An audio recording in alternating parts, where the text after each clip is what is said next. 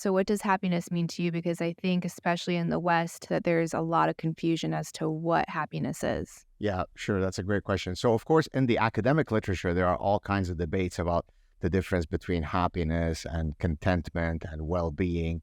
And some people, of course, also confuse sort of short-term dopamine hits, pleasure stuff. Yeah, eating a juicy burger makes me happy. Uh, Watching a spicy movie might tickle your sexual appetite, whatever.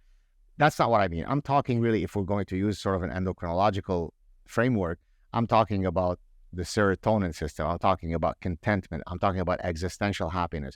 Do I wake up on any given day and say, I'm really great. I have a great life. Of course, there are all kinds of things that piss me off and stress me. But am I at a place that makes that I'm happy? And so it's in that sort of grand existential sense. Do I wake up in the morning and rub my hands for all of the opportunity? Yeah, I'm going to get to speak to Candace today, and I've got this, and then I'm speaking to a graduate student about some interesting project. So it's in that existential sense that I mean happiness. So more internal than external, because I think that's a lot too, is we conflate pleasure with happiness. So it's these things that you're seeking that give you like a rush, and you're like, that's happiness. If I'm not constantly feeling those fireworks with my partner, then I'm no longer in love. So you feel all of these external things, and that's how you're measuring it instead of just being whole on the inside. So it's this constant chase, and then you're never going to be satisfied. It's like that old Japanese like the hungry ghosts, right? Where they have like the big bellies and the long necks, and it's just like never, never, never enough. So how do you go about, I guess, like feeling that wholeness in this world where we're constantly almost being forced to wear a mask to go along to get along, where you feel like you might not be able to share who you authentically are, or you're not experience alignment. It's like, if you don't know who you are to start with, how do you experience that happiness? So there are several threads that I can take there. Let me start with the last thing that you mentioned, where you talked about authenticity and knowing who you are. So I talk in the book about the Delphic maxim that the ancient Greeks were very aware of, which is know thyself, right? And I specifically talk about authenticity and realness.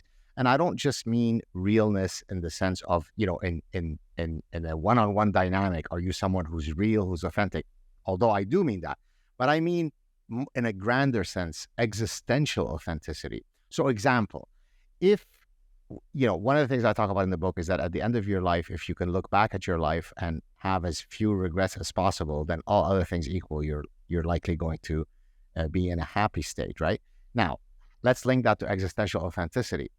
If I decided to become a pediatrician because my dad is a pediatrician and his dad was a pediatrician, and I know that that's a safe, respectable career, I might go ahead and become a pediatrician, but I've always wanted to be a ceramic artist. And so when I'm sitting at 80 and I say, yes, I've been very successful and I've now closed my medical practice and people respect me, but that's not existential authenticity, because really what I wanted to do was something completely different. I wanted to instantiate my artistic side. I was very interested in the arts, but I never did it because whatever, people didn't respect it. My parents didn't appreciate it and so on. So I think it's very, very difficult to be truly in a meaningful way happy if you're not existentially authentic. Now, that, of course, I'm authentic to a fault in that I'm oftentimes unable to modulate my interventions on social media because I just can't put up with bullshit, right? So I recently had a tiff with a guy on social media who has a very big platform. People had said to me, oh, you should look into this guy. You should get on his show. Then I looked at his stuff. I didn't really know who he was. And then I found that some of the full bullshit that he was peddling was really annoying. So at that point, I could have done one of two things. I could say, I've got a book coming out that, pragmatically speaking, let me not go after this guy because I can benefit from getting on his platform. But then that would make me feel, in the internal voice of my head, inauthentic. And so I said, I'm going for it. I'm going to criticize him. Now, I didn't do it in any mean way. I wasn't trying to insult him, but I wasn't able to modulate what I thought would be appropriate in terms of defending the truth.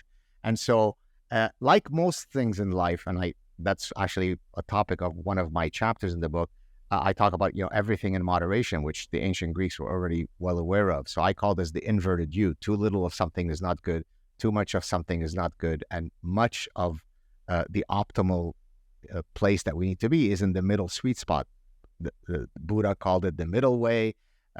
Aristotle called it the golden mean.